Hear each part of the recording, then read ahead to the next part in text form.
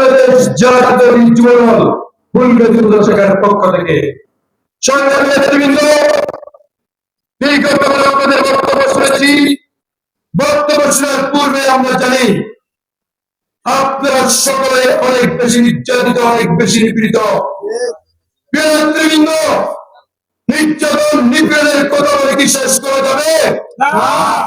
সুতরাং নির্যাতন নিপীড়নের কথা ভুলে যেতে হবে। কেন ভুলে যেতে হবে?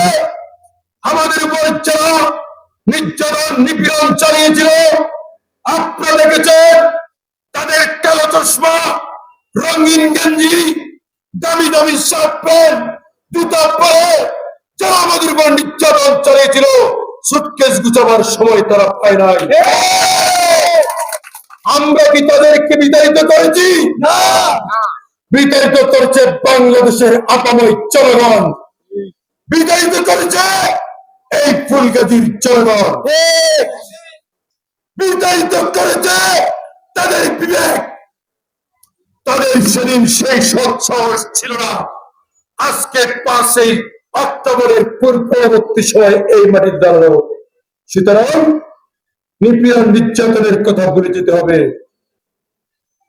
নিপীড়িত হয়েছে, নির্যাতিত হয়েছে, তারেক রহমানের কাছে, বাংলাদেশ জাতীয়তাবাদী দলের কাছে পরীক্ষিত সৈনিক হিসাবে প্রমাণ দিয়েছেন। নিপীড়িত হয়েছেন বিদায় আজকে আমরা স্বাধীনভাবে ঘুমাতে পারতেছি, স্বাভাবিক জীবন যাপন করতে পারতেছি। বাংলাদেশের মানুষের গণতন্ত্র পুনরুদ্ধার পর্যন্ত আমাদেরকে রাজপথে থাকতে হবে। আমাদের নেতা তারেক রহমান বলেছেন, আমাদের আন্দোলন শেষ হয়ে যায় নাই, আমাদের আন্দোলন চলমান। নেতা বলেছেন, আমরা ক্ষমতার জন্য রাজনীতি করি না, আমরা মসনদ করার জন্য আমরা রাজনীতি করি না, আমরা বাংলাদেশের রাজনীতি করি বাংলাদেশের মানুষকে তার গণতন্ত্র ফিরে দেওয়ার জন্য আমরা রাজনীতি করি। আমরা রাজনীতি করি এদেশের মানুষকে রাতের পর দিনের ফিরে দেওয়ার জন্য আমরা রাজনীতি করি। আমরা রাজনীতি করি আমার ভোট আমি দিব, আপনার ভোট আপনি দিবেন, যাকে খুশি তাকে দিবেন, সেই অধিকার প্রতিষ্ঠা করার জন্য আমরা রাজনীতি করি। ক্ষমতায় যাওয়ার কোন প্রয়োজন লোক লালসা আমাদের নাই। এই ফুলগাজীর মানুষ চায়, এই ফুলগাজীর মেয়ে হয়ে আমাদের নেত্রী বেগম খালেদা জিয়া 3বার বাংলাদেশের প্রধানমন্ত্রী হয়েছিলেন। আমরা ক্ষমতার কোন প্রয়োজন নেই।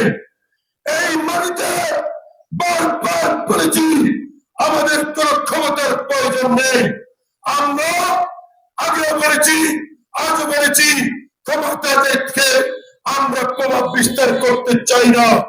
আমরা দেখিয়ে দিয়েছি আজকে বিএনপি ক্ষমতায় নেই, অন্তর্বর্তীকালীন সরকারের সময় ফুলগাজীর প্রত্যন্ত অঞ্চলে দেশনেত্রী বেগম খালেদা জিয়ার জয় জয়কার। আপনাদেরকে মনে রাখতে হবে, শ্রমিক দল বলতে আমি বুঝি না। বাংলাদেশের পুনর্গঠনে শহীদ জিয়ার আদর্শের সকল সৈনিক, শ্রমিক, মাটি কাজ করে তারা শ্রমিক, গাড়িতে কাজ করে তারা শ্রমিক, আমরা যারা ব্যবসা বাণিজ্যের কাজ করি আমরা আমাদের অবস্থান থেকে শ্রমিক। এই মজদুরের পক্ষ থেকে জানতে চাই, যতদিন পর্যন্ত এই বর্তমান অন্তর্বর্তীকালীন সরকার নির্বাচনী রোডম্যাপ ঘোষণা করবে না, আপনারা কথা বলতে হবে আমাদের সাথে রাজপথে থেকে আগামী ডিসেম্বরের মধ্যে একটি অবাধ সুষ্ঠু অংশগ্রহণমূলক নির্বাচন আদায় করে আমরা নেব। এই মাটিতে জীবনবন্দী হলে আমাদেরকে প্রস্তুত থাকতে হবে। আমরা অন্তর্বর্তীকালীন সরকারকে জানিয়ে চাই, সংস্কার হয়েছে, সংস্কার হবে, সংস্কার হতে থাকবে। নির্বাচনী রোডম্যাপ অচিরে ঘোষণা করে বাংলাদেশের মানুষ দীর্ঘ 18 বছর ভোট দিতে পারে নাই। ভোট দেওয়ার অধীর আগ্রহ নিয়ে এদেশের মানুষ অপেক্ষা করছে।